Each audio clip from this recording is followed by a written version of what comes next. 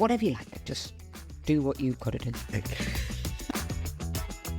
Welcome to Big Questions, Short Answers. I'm Sian. And I'm Andy, Sian's husband, asking the big life questions. And possibly adding a little bit of unsolicited advice. Maybe. This podcast is brought to you by Sian's value-based online course. Visit sianjacquet.com to find out more.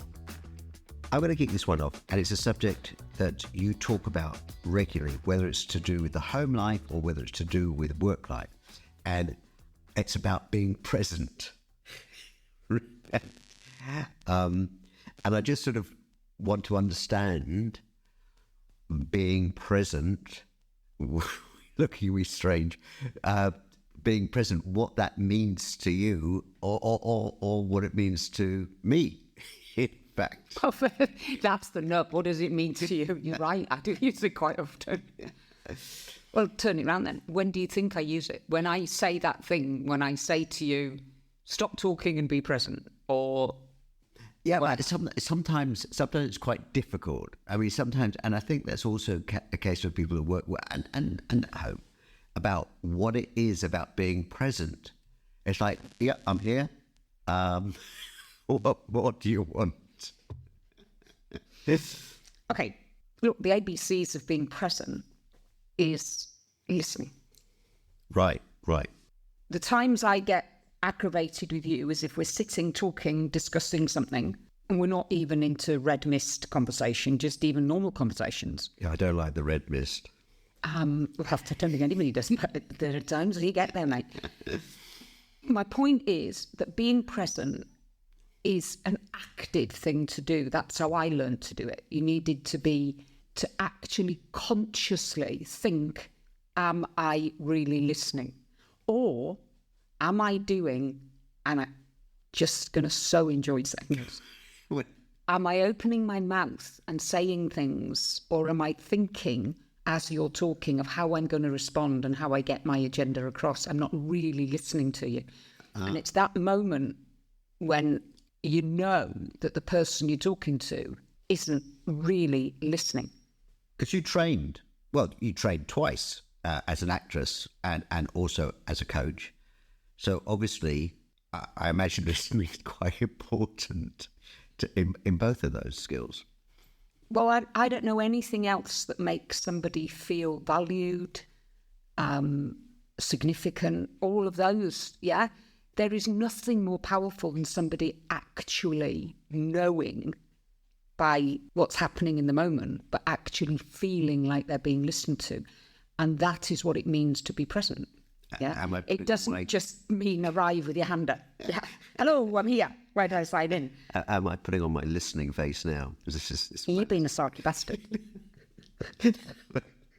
Okay, but no, I'm serious. It's important. That is important in terms of the ability to listen and not think to yourself, I've got an agenda I want to push through. Actually, how you stop yourself from thinking, oh, this is what I want to do. I want to do next. I mean, you just answered the question, but it's quite hard. It's not something that you can just flick a switch and suddenly, I'm now going to be present all the time. It comes down to other big values, like having an integrity in your relationship with somebody. So if you're talking in a personal life, yeah, and I think that, when you've got kids and work and life and, that there are times in our lives when it's like, dear God, you and I being able to actually have a conversation was nothing more than a pit stop. And that's what it used to feel like, Formula One pit stop. Right? It's come in, we've got to sort all of this out. Make that noise again, I like that. Exactly. It's exactly what it's like, that we had a pit stop to solve stuff. And you are genuinely not very good at listening. No. Unless it's a subject that you're in control of or you need some answers. Yeah? You will answer me a question like you did this morning about the wooden floor. Right? I've had an idea. This is how... Right? This is the problem. And I said, well, yes, that is one of the problems, but there's this, that and the other. But as soon as you just launched into... You didn't let me finish... what I was saying, actually, I would argue that you were present there, to start with, but far be it from me to say that. The 36th conversation about a wooden floor that just needs replacing. Yeah. You are still going around in circles trying to find a way of doing it. And the thing, I've seen this before. I've been on this radio. So yeah, come back to it, being present. Yeah. It is an active thing to listen. It's very interesting because if you read books and you dive into the psychology of how to bring up a whole and healthy human being if you're a parent, or how to work with people in when you're in a working environment. As I keep saying, you go to a library and there's rows of books on it, or you can put the computer on and there's 30,000 things that'll tumble out to tell you how to do it. But fundamentally, the most powerful skill you can have is learning to listen. Oh, it's not easy, is it, really? Well, you think? I mean, for this time that we have, let's just talk about from a personal relationship. Where have you seen it not working? Because sometimes it's the best way to see how it works. Living with you. What do you want me to say? When does it not work? Are you actually aware of how I approach things with you? If I want to have a very real conversation with you that is important, I'll say, right, sit down, focus, look at my face, and I will literally say to you, Andy, are you listening? I need you to listen. Yeah. And even then, sometimes you find it hard. Well, it is, isn't it? Because, and I'm not alone, I don't think, that in terms of people having a need to have their voice heard, and a case of trying to actively suppress that, to listen more intently, and they're looking at me with the nodding more intently to actually, I suppose ultimately you might in fact get your point across in a clearer way. Okay, I'm going to say two things. One is frame it before you start a conversation that you're going to say something you want somebody to listen to. Okay. And again, this doesn't have to be monumental, sit down, I'm about to give you information that's going to blow your world apart. It can be as basic as me saying to you, if I have to wipe out the sink again because you've left your spit after you cleaned your teeth in there. That come up again. Oh, I noticed that this morning. I'm going to stick a fork in your face. But it's when you want somebody to really listen. So you start by framing it, saying, I need 5 minutes of your time. I need 2 minutes of your time. I need to have a chat about something. I need to share something with you.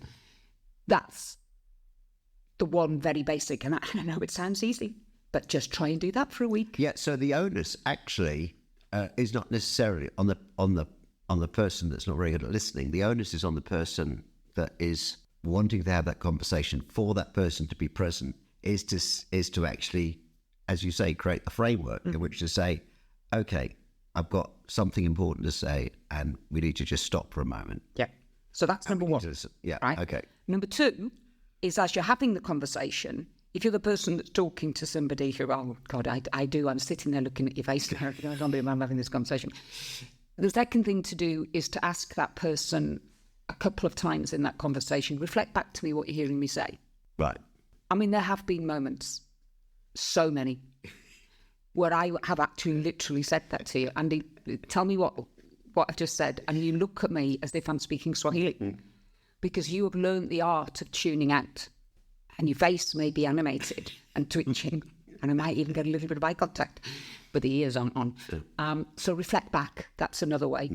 And if you really want to start creating a belief that you are working on listening as a skill, then ask somebody after you've had the conversation, how does it make you feel?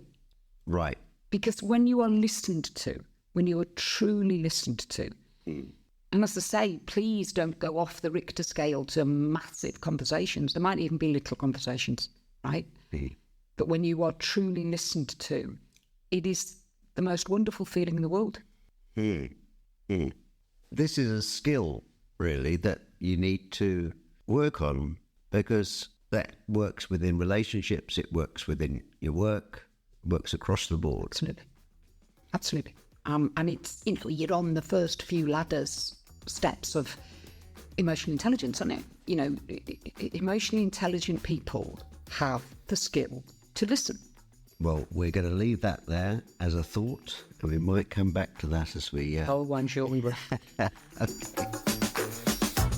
Join us next time on Big Questions, Short Answers with Sian Jacquet and me, Andy. If you have any questions you want to ask, please send them via the website, sianjacquet.com. If you enjoyed this podcast, please subscribe and share it with everyone you know. We really do appreciate you sharing 15 minutes with us. And if you want to do a bit more learning, go on to Sian's website, sianjacquet.com. There's a course on values to create the life you truly love. I did it, and it really does do what it says on the can. See you next time.